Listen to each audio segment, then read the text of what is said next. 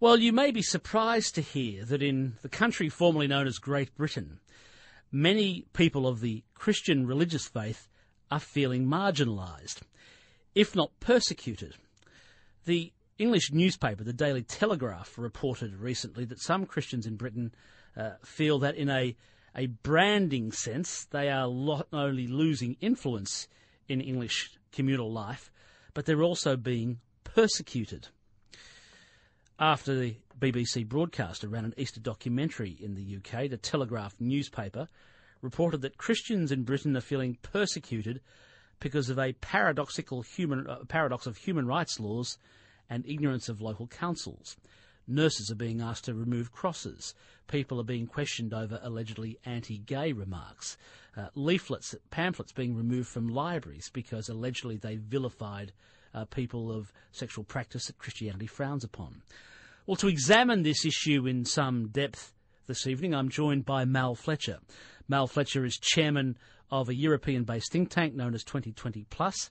He's been speaking about this matter in the English media of recent days. MAL FLETCHER, good to speak with you. I think you're in France or Paris at the moment, MAL FLETCHER. I am, Steve. The sun is shining here in Paris. Well, I hope I'm not interrupting a pleasant time, but thank you for joining Australian Radio tonight. A pleasure. Set the scene for me. What is occurring in public life in Great Britain, a place that in many ways was a powerhouse of Protestant Christianity? What's occurring that's leading to some Christian figures to claim that they're being persecuted? Well, you may be aware, Steve, over the past couple of years, the British press and media have featured a number of stories about, for example, local councils who wanted to rebrand Christmas as Winterval or, rename Easter as the spring holiday, some other nonsense like that. That combined with a handful of stories that you mentioned about Christians who've wound up in court for one reason or another has left some in the Christian community feeling there's a bias against their faith in the wider cultural marketplace. But I think to make the leap from that to saying that Christians are persecuted in any systematic or deliberate sense is misguided, and as far as the Christian community is concerned, I think it's a bad move strategically. I mean, how can you enlist support for change in a community that you've already declared to be your enemy?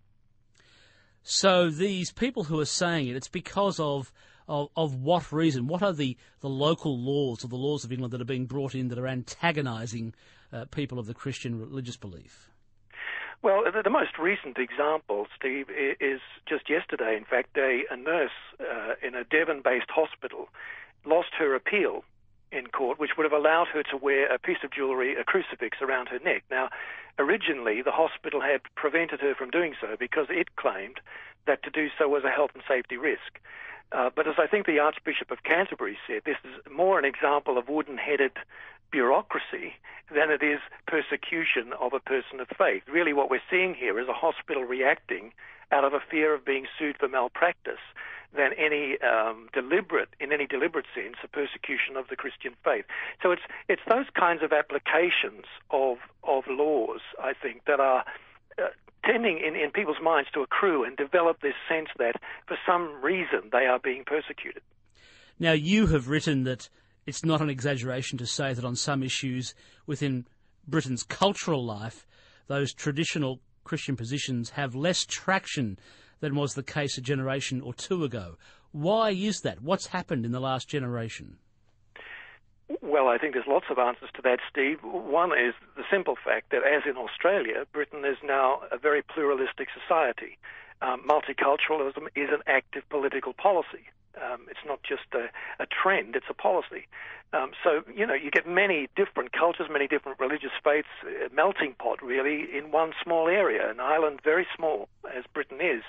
And then, of course, you have what we call deconstructionism as a way of thinking in society today, where many people are trying to, pull apart some of the traditional beliefs of society generally in order to establish perhaps why they exist and perhaps look to the future. But at the heart of the British character, Steve, just as in Australia, there's a fair's fair, live and let live attitude to the beliefs of others. And if you put aside for a moment perhaps the likes of Richard Dawkins, that makes British people averse to pulling down the beliefs of others. So I think to see any persecution here is misguided. So it's more if you like, almost an attempt at separating church and state, which technically, because the Church of England is the established church of Great Britain, there is no real separation there, but these different local examples are actually almost an indicator that there is some attempt to separate the church from the state in England.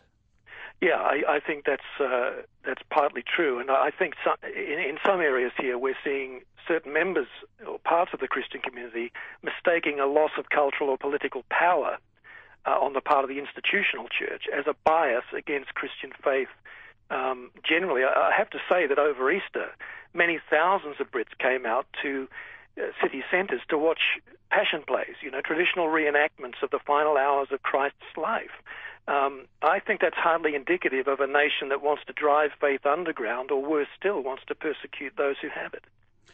You do argue, in fact, say the Christian Voice today has a much lower profile in the cultural conversation that it did two years back. Perhaps this is a reaction to that loss of a voice, as you say.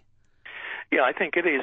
And yet I would make 2 points here. One is that as Britain emerges from its worst recession in generations, and Britain was worst hit of any nation in Europe, we do find that people are becoming more altruistic on one hand. They're giving more to charity than they've done in a long time.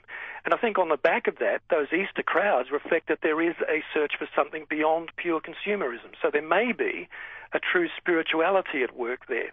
The other side of the coin, though, is that I think the Christian church, from my perspective anyway, has always done better when it's looked beyond its rights and focused on its mission. The church and society, I think, has always been more effective when it's standing up for what's right, but not preoccupied with its rights. And I think that in Britain, in Europe generally, whilst Christians, people of any other faith, don't want to stand by and watch their freedoms eroded, I think they must also choose their battles carefully and choose their words very carefully. If you've just tuned in, I'm speaking with the chairman of a European or British-based think tank, 2020 Plus. The chairman's name is MAL FLETCHER. He's written recently on the and done a number of conversations and interviews with English media about the alleged persecution of British Christians. MAL FLETCHER, I was surprised to read that you'd discovered some figures from an organisation called Open Doors UK, that there is persecution of Christians around the world. In fact, nearly 100 million Christians face persecution worldwide. This is a little reported story, certainly here in Australia. What's happening? Can you enlighten us at all? Yeah, well, Steve, Open Doors has actually a very good website on this. Some estimates from other organisations put the number at 200 million worldwide, with a further 350 million people being oppressed for their faith. So again, putting it in perspective, I don't think that British Christians have too much to complain about, but there are parts of the world where, in Asia, for example, where Christians are actively persecuted for their belief. Their houses are destroyed, their church buildings are desecrated or burned to the ground. This happens quite regularly now in some quarters. And of course, in some parts of the Middle Eastern world, there isn't a great deal of the tolerance that we're trying very hard to practice here in the West. So, yes, there is active persecution, and we're all aware, I think, that Christians in China have, for example, been persecuted for generations. But it's not just in these hardline communist states that this persecution is going on. MAL FLETCHER, how is the British public responding to these claims? There's been a number of smaller court cases. I know there's some, Christian legal groups who are challenging some of these events. Are you getting any sense of how the British media and the British population is responding to the allegations by different Christians that they're being persecuted in the UK? Well, I was fascinated, actually, to read yesterday. I didn't read the whole article, but in my travelling I saw a headline where one of Britain's leading Muslim clerics has come out in defence of these Christians, saying, yes, I think that people of faith are being, to some degree, persecuted. That was an interesting sideline for me. But I do think the British populace generally is at the moment asking big questions about its system of belief, about who it is, why it exists, and there's a big debate going on about what it means to be British. Gordon Brown, for example, initiated a little while ago a drive to rediscover Britishness. but no one as yet has been able to define what that is. I personally think, without reference to the Judeo-Christian heritage, which has shaped Britain's culture largely, that Britishness will become a very elusive thing. So there is a search going on, I think, in the mainstream marketplace of ideas, and I don't really think these claims of persecution hold much traction, though, with the wider public, and I don't really think they help the debate move forward. Now, that was my next question. There's been a general election announced in the UK, May 6th. Has there been any attempts by, first of all, the Conservatives, the Tory party led by David Cameron, or Gordon Brown for New Labour, whom you've just mentioned, to attempt to try and attract those disaffected Christian British people, those who are trying to redefine or trying to define what it means culturally to be British? Has there been any moves by the political parties to attract them and say, if you come with us, we will be mindful of your concerns? I think there is, certainly from the Conservative angle. I haven't seen much from Labor yet, but from the Conservative end, there seems to be a bit of a pitch for people of what we might call a traditional faith, certainly a Christian faith. David Cameron, for example, has come out talking about reducing the abortion limit in Britain. He's talked about the fact that faith schools should be able to teach sex education as they wish, rather than according to strict mandates handed down by the state. So there are areas where, faith is beginning to come into the marketplace of politics more than it was, I think, in the last election, despite the fact that we now know Tony Blair at that time was a professing Christian himself. It was never discussed openly. Now it is getting a little more airplay. So while they said famously to Tony Blair, I think his advisor said, we don't do religion, now religion is being done now that Tony Blair's gone. Yeah, it's strange. It's ironic, isn't it? But and within the political system too, I happen to know of people of faith, and certainly a number of Christian people, who are very active in the most positive and proactive sense of the word, engaging the mainstream culture of ideas.